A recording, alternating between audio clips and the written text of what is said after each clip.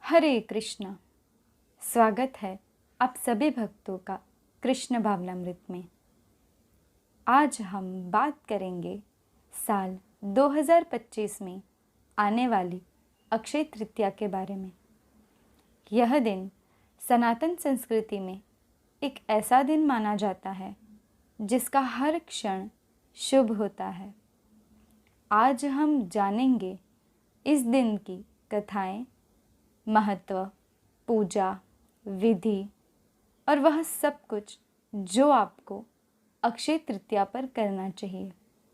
तो चलिए शुरू करते हैं।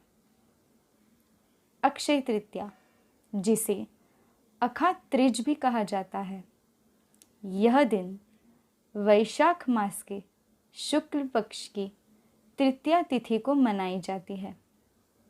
अक्षय शब्द का अर्थ है जो कभी समाप्त ना हो, जिसका हमेशा अक्षय हो और कभी विनाश ना हो। और तृतीया का अर्थ है तीसरा दिन।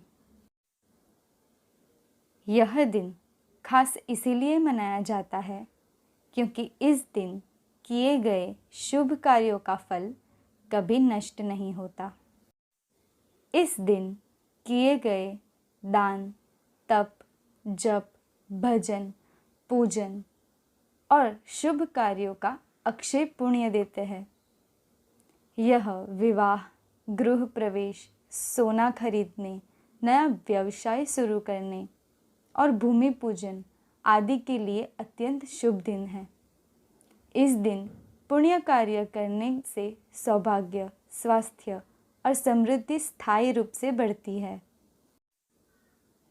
इस दिन भगवान विष्णु, माता लक्ष्मी, भगवान परशुराम और माता गंगा का विशेष रूप से पूजन किया जाता है।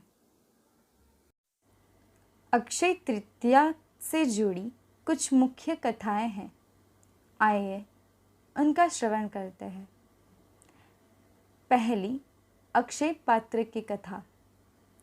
महाभारत के अनुसार पांडवों को वनवास के दौरान भोजन की समस्या हो गई थी। तब सूर्यदेव ने एक चमत्कारी पात्र, अक्षय पात्र, महाराज युधिष्ठिर को प्रदान किया था। उसमें जब तक माता द्रौपदी भोजन बनाती थी, उसमें से अन्न समाप्त नहीं होता था। इसीलिए अक्षय तृतीया को अक्षय पुण्य और अक्षय समृद्धि का प्रतीक माना जाता है। दूसरी कथा, भगवान परशुराम का जन्म।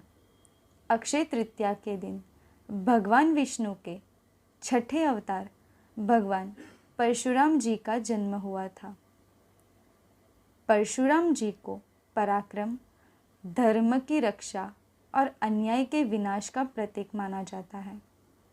इसीलिए इस दिन को परशुराम जयंती के रूप में भी मनाया जाता है। तीसरी कथा, गंगा अवतरण की कथा। कहा जाता है कि इस पावन दिन गंगा माता पृथ्वी पर अवतरित हुई थी। राजा भगीरथ ने कठिन तपस्या कर गंगा माता को पृथ्वी पर लाने का वरदान प्राप्त किया था। इसीलिए इस दिन गंगा स्नान और पुण्य कर्मों करने का विशेष महत्व है। चौथी कथा, भगवान विष्णु और माता लक्ष्मी पुनर्मिलन कथा। भगवान विष्णु और माता लक्ष्मी का पुनर्मिलन अक्षय तृतीया के दिन हुआ था। इसीलिए यह दिन विवाह और वैवाहिक सौभाग्य के लिए अत्यंत शुभ है। पांचवी कथा, सुदामा और कृष्ण की मित्रता प्रसंग। अक्षय तृतीया के दिन श्री कृष्ण ने अपने निर्धन मित्र सुदामा का स्वागत कर उनके प्रेमपूर्ण भेंट चावल के दाने का स्वीकार किया और उसे अपार वैभव प्रदान किया। इससे यह संदेश मिलता है कि सच्चे प्रेम और श्रद्धा से किया गया दान अक्षय फल देता है। तो अब जानते हैं कि अक्षय तृतीया पर क्या करना चाहिए। इस दिन को और भी शुभ बनाने के लिए ये काम ज़रूर करें। भगवान विष्णु, माता लक्ष्मी और परशुराम जी की पूजा करें। गंगा स्नान करें या घर पर गंगा जल से स्नान करें। सोना, चांदी, जमीन या वाहन खरीदें। गरीबों और ब्राह्मणों को अन्न, वस्त्र और जल का दान करें। व्रत या उपवास रखें और भगवान विष्णु के मंत्रों का जाप करें।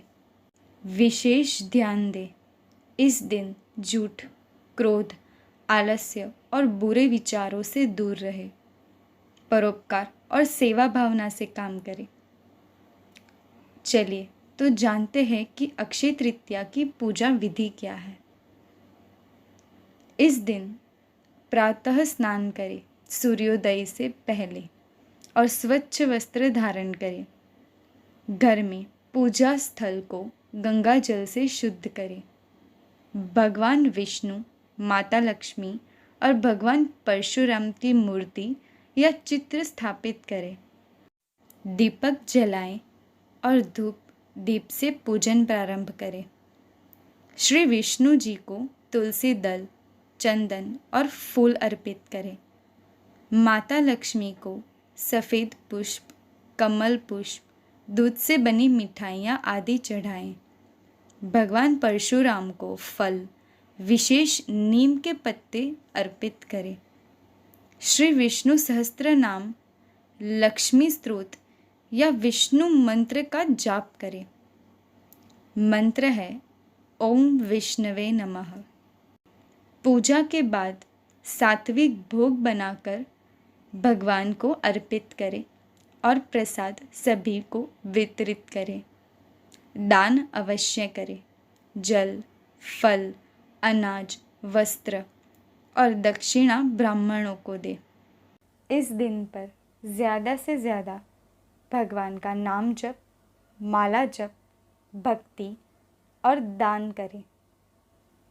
भक्तों, अक्षय तृतीया का यह दिव्य अवसर आप सभी के जीवन में अपार सुख, शांति और समृद्धि लेकर आए। आप सभी को हमारी ओर से आने वाली अक्षय तृतीया की हार्दिक शुभकामनाएं। अगर आपको यह जानकारी उपयोगी लगी हो तो कृपया वीडियो को लाइक करें, शेयर करें और चैनल को सब्सक्राइब करें। मिलते हैं हमारी अगले वीडियो में। हरे कृष्णा।